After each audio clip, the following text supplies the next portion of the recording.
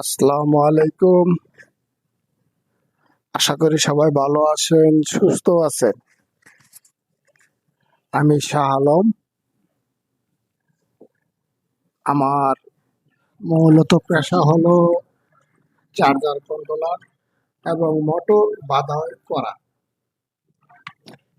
আমার কাছে অনেক ভাইয়া আসা বলে, ভাইয়া আমার চার্জারটা খালি চার্জ নিতেই থাকে। এটাই বাস্তবতা। তার জন্য এই ভিডিওটা করা। আপনার চার্জারটা যদি নিতেই থাকে চার্জ, তাহলে আপনার করণীয় কি? আপনাদের করিও না, অনেক কিছুই আছে, যদি না বুঝেন কিছুই করার নেই, আর বুঝলে অনেক কিছু করার আছে। সেই কারণে আপনাদের মাঝে চার্জারের ভিডিওটা নিয়ে আসা। আগে আপনি 2 আড়াই মাস 3 মাস চার্জারটা ফুল দেখাতো, এখন দেখায় না। তাহলে আমাদের চার্জারটি কি করণীয়? আপনাদের করণীয়, আপনারা ব্যাটারি চেক দিবেন।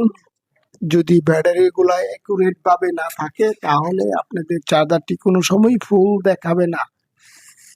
তাহলে করণীয় কি? আপনারা ব্যাটারি চেক দিবেন, দেওয়ার পরে 8, 9, 10, 7 পয়েন্টগুলা যে ব্যাটারির ভিতরে থাকে, মিল করে বাট করে দিতে হবে। তাহলে 7, 8, 9, 8 যে ব্যাটারিগুলা থাকে, সেই কারণে আপনার চার্জারটি ফুল দেখানো সম্ভব হয় না। এই কারণে 7 যে ব্যাটারিটা অত তাড়াতাড়ি চার্জ হয়ে যায়, সে কারণে লক দিতে পারে না। আর আপনাদের মাঝে ভিডিও নিয়ে আসার উদ্দেশ্য হলো, অনেকে আমার এসে বলেন, ভাইয়া আপনি কি কাজ করে দেন, চার্জারটা কাজ করে দিলেন, 2 দিন চালাতে পারলাম না, 3 দিনের দিন চার্জ খালি নিতেই থাকে। ভাইয়া, একটা মিস্ত্রিকে ভুল বোঝাটা আপনাদের ব্যর্থতা কিরম? একটি মিস্ত্রি যখন আপনার চার্জারের ভিতরে মাল লাগায়, সেই মালটা কইলাম নিজের হাতে বানায় না। সে একটি মার্কেট থেকে, দোকান থেকে কিনে এনে আপনার চার্জারটার মধ্যে ব্যবহার করে। যদি 2 কথা কাটাকাটি করা হয়, তাহলে এটি মিস্ত্রির শৈলে লাগে এবং পরবর্তী কাজের মাঝে আপনাদের সমস্যা হতে পারে। সেই কারণে বলি, ভাইয়া আপনি যত কথাই বলেন, একটি মিস্ত্রি কোনো সময় কাজ খারাপ হোক, রেকর্ড খারাপ হোক, সে কাজ করবে না। আর আমার কথা হলো, আমি আপনার একটি মার্কেটের মাল লাগাই দিয়ে কাজটি করে দিয়েছি। সেই মালটা তো আমি নিজে বানাই নাই ভাই, সেই মালটা মার্কেটের থেকে আমি এনেছি। কোম্পানি যেভাবে দিয়েছে আমি সেভাবে আপনার জিনিসটি ব্যবহার করে দিয়েছি। তাহলে আপনারা 2টি কথা বলবেন, একটু বুঝে শুনে বলবেন। আপনি চেষ্টা করেন একটি চার্জার ঠিক করার, দেখেন পারেন কিনা। পারবেন না। যদি না পারেন, তাহলে আপনার কি করতে হবে? একটি মিস্ত্রিকে কথা বলার সময় বুঝে শুনে ঠান্ডা মাথায় বুঝাবেন, বুঝবেন। তাহলে গিয়ে একটি মিস্ত্রিরে বলতে আপনি সক্ষম। আর আশা করি একটি চার্জারের ভিতরে আপনার 48 ভোল্ট, 56 ভোল্ট, 48 ভোল্টের একটি চার্জার। এটার মধ্যে আপনার 12 ভোল্ট আছে, 4 ভোল্ট আছে, 7 ভোল্ট আছে, 8 ভোল্ট আছে। একটি মার্কেটের মাল আনার পরে, লাগানোর পরে হেডি ভোল্টেজটি করলাম একুরেট ভাবে থাকে না। আপনি যতই চেষ্টা করেন একুরেট ভাবে পাবেন না। অনেকেই চ্যালেঞ্জ দিয়ে বলে ভোল্টেজ মাল লাগানোর পরে একুরেট থাকে। আমি বলবো থাকে না।